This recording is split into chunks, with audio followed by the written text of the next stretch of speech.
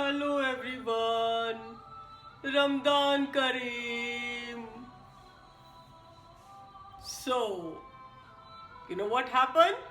Baloo wanted to go, but all the flights are cancelled. So Baloo had to stay back over here. And Baloo is going to read one more part for us. Yes, Baloo? Yes, I think so.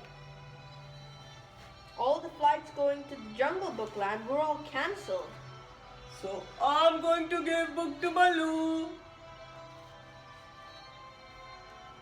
Have fun.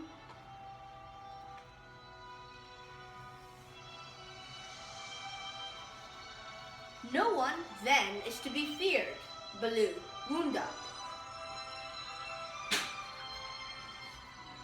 Patting his big furry stomach with pride.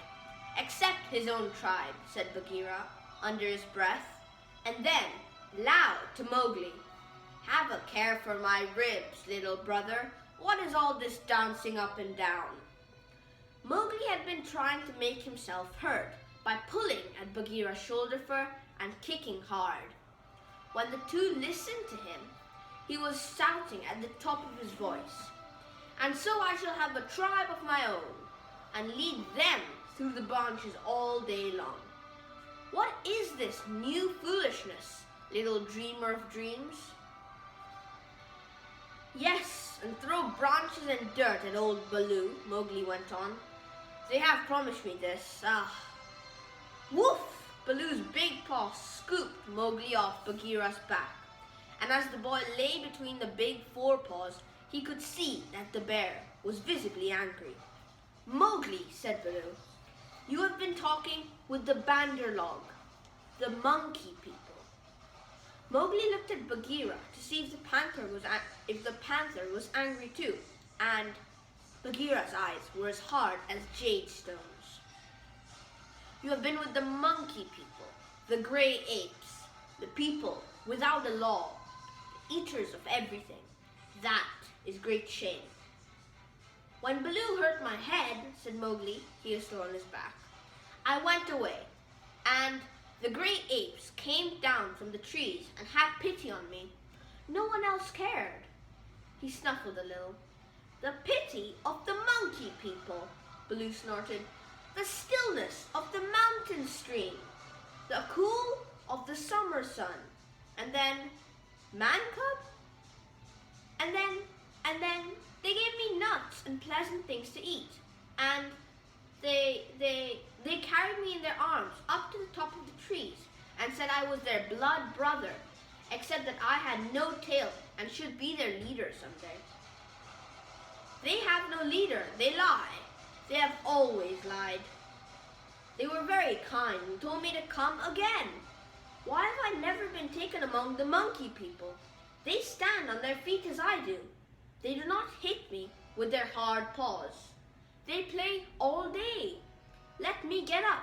Bad Baloo, let me up. I will play with them again."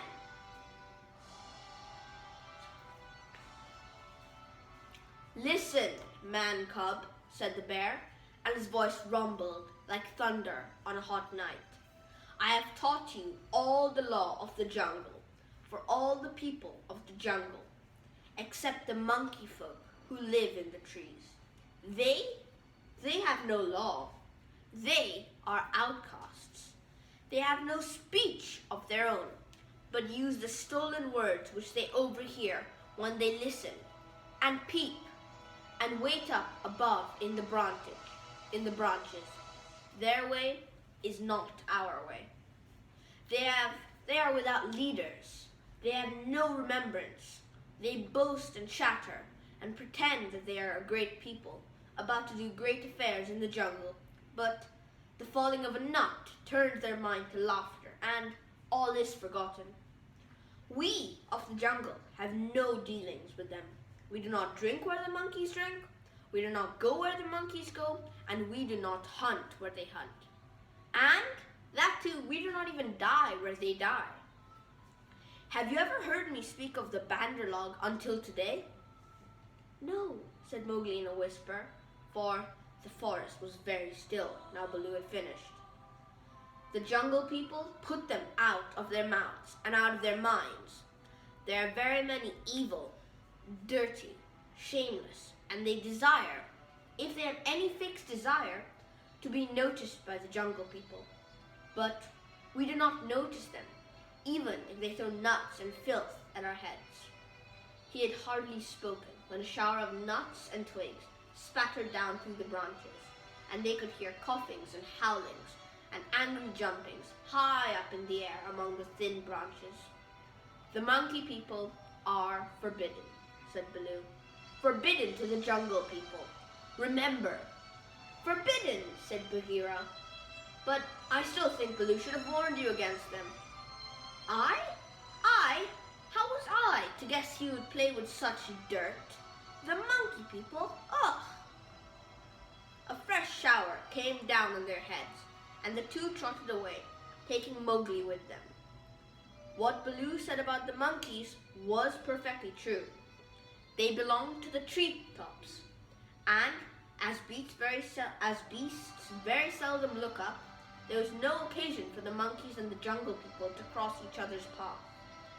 But whenever they found a sick wolf or a wounded tiger or bear, the monkeys would torment them and would throw sticks and nuts at any beast for fun, and in the hope of being noticed. Then they would howl and shriek senseless songs and invite the jungle people to climb up their trees and fight them, or would start furious battles over nothing among themselves. They would leave dead monkeys where the jungle people could see them. They were always just going to have a leader and laws and customs of their own, but they never did, because their memories would not hold for over a day today. And so they compromised things by making up a saying, "What the Banderlog think now, the jungle will think later." And that comforted them a great deal. None of the beasts could reach them, but on the other hand, none of the beasts would notice them, and that was why they were so pleased when Mowgli came to play with them, and they heard how angry Baloo was. They never meant to do any more. The Banderlog never meant anything at all, but one of them invented what seemed to be a brilliant idea, and he told all the others that Mowgli would be a useful person to keep in the tribe, because he could weave sticks together for protection from the wind. So, if they caught him, they could make him teach them. Of course, Mowgli, as a woodcutter's child, inherited all sorts of instincts and used to make little huts of fallen branches without thinking how he came to do it. The monkey people, watching from their trees, considered his play most wonderful. This time, they said, they were really going to have a leader and become the wisest people in the jungle. So wise that everyone else would notice and envy them. Therefore, they followed Baloo and Bagheera and Mowgli through the jungle very quietly until it was time for the midday nap, and Mowgli, who was very much ashamed of himself, slept between the panther and the bear, resolving to have no more to do with the monkey people. The next thing he remembered was feeling hands on his legs and arms, hard, strong little hands, and then a swash of branches in his face, and then he was staring down through the swaying boughs as Baloo woke the jungle with his deep cries, and Bagheera bounded up the trunk with his every tooth bared.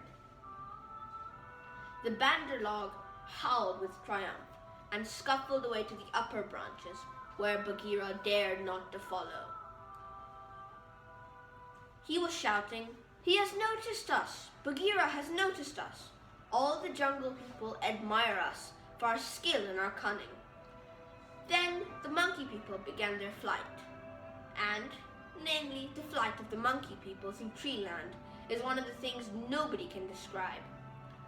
They have their regular roads and crossroads, up hills, down hills, all laid out from 50 to 70 or even 100 feet above ground.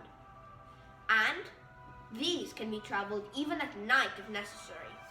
Two of the strongest monkeys caught Mowgli under his arms and swung off with him through the teeth. through the treetops, 20 feet at a bound.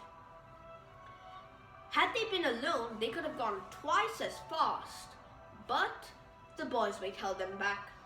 Sick and giddy as Mowgli was he could not help enjoying the wild rush. Through the glimpses of the earth far below frightened him, and the terrible check and jerk at the end of each swing, over nothing but empty air, brought his heart between his teeth.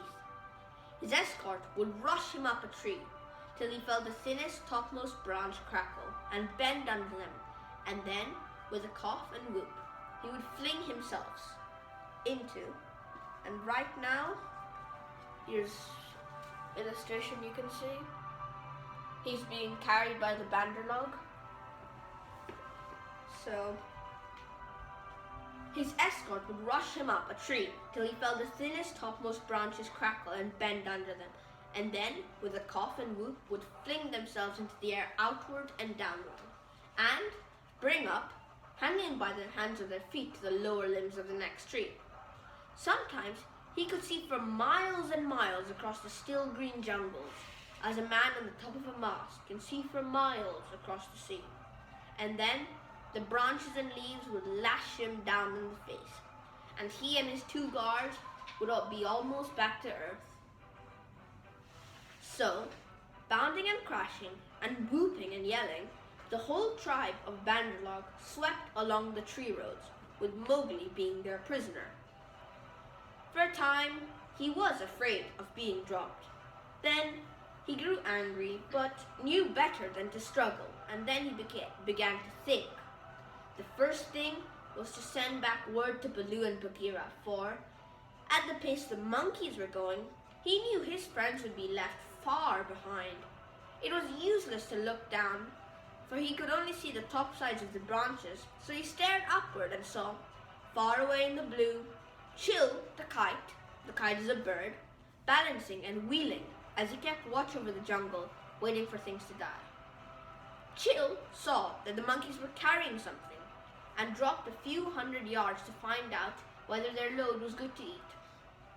He whistled with surprise when he saw Mowgli being dragged up to a treetop, and heard him give the kite call for, "We be of one blood, you and I."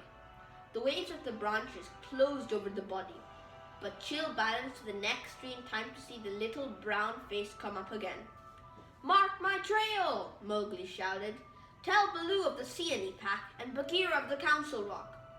"In whose name, brother?" Chill had never seen Mowgli before, though of course he had heard of him. "Mowgli, the frog. Man cub they call me.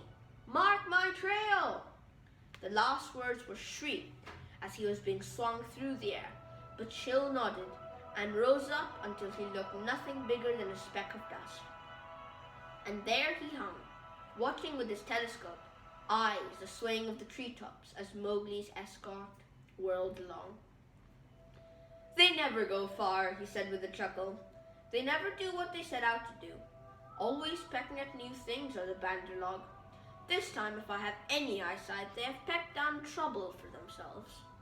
For Baloo is no fledgling, and Bagheera can, as I know, kill more than a few goats." So he rocked on his wings, his feet gathered up under him, and waited. In the meantime, Baloo and Bagheera were furious with rage and grief. Bagheera climbed up as he had never climbed up before, but the thin branches broke beneath his weight, and he slipped down, his claws full of bark. "Why did you not warn the man-cub?" he roared to poor Baloo, who had set off at a clumsy trot in the hope of overtaking the monkeys. "What was the use of slaying him with blows if you did not warn him?" "Haste, oh haste, we may catch them yet," Baloo panted. "At that speed, it would not tire a wounded cow. Teacher of the law, cub beater, a mile of that rolling to and fro and you would burst you open. Sit still and think. Make a plan, for there is no time for chasing. They may drop him if we follow too close." "Arula, woo! They might have dropped him already, being tired of carrying him. Who can trust the Banderlog? Put dead bats on my head. Gave me black bones to eat. Roll me in the hive of wild beasts so that I may be stung to death, and bury me with the hyena, for I am the most miserable of bears. Aroo-la-la-la, wahoo! Oh Mowgli, Mowgli, why did I not warn you against the monkey folk instead of smacking your head? Now perhaps I might have knocked the day's lesson out of his mind, and he will be alone in the jungle without them afterwards. Baloo clasped his paws over his ears and rolled to and fro, moaning. At least he gave me all the words correctly a little time ago, said Bagheera impatiently. Baloo, you have neither memory nor respect. What would the jungle think if I, the Black Panther, curled myself up like Ikki the porcupine and howled? What do I care what the jungle thinks? He may be dead by now.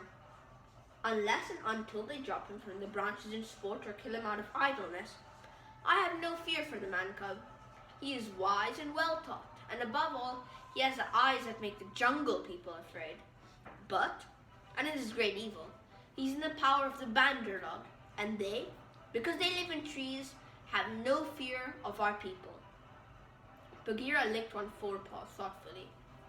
Fool that I am, oh fat, brown, root-digging fool that I am, said Baloo, uncoiling himself with a jerk.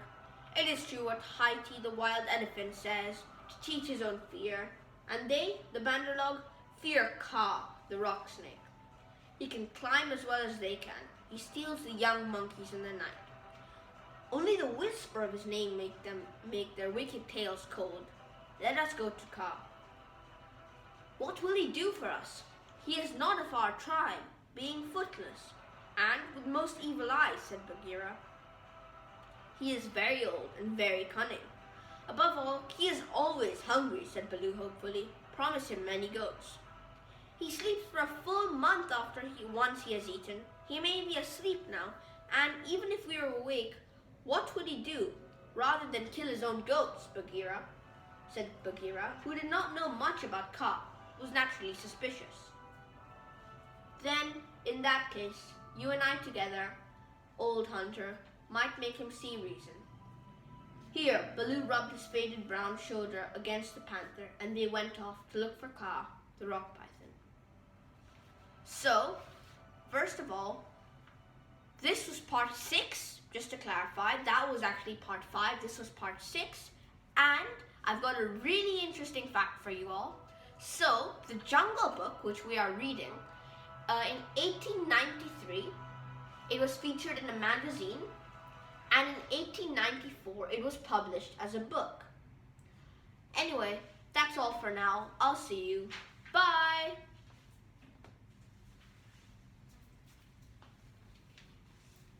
Thank you, Baloo. Thank you, Baloo. Thank you, Baloo. Thank you, Baloo. Yes, Baloo just clarified. The previous part was part 5 and this is part 6. So this is end of part 6. Bye bye. Stay blessed.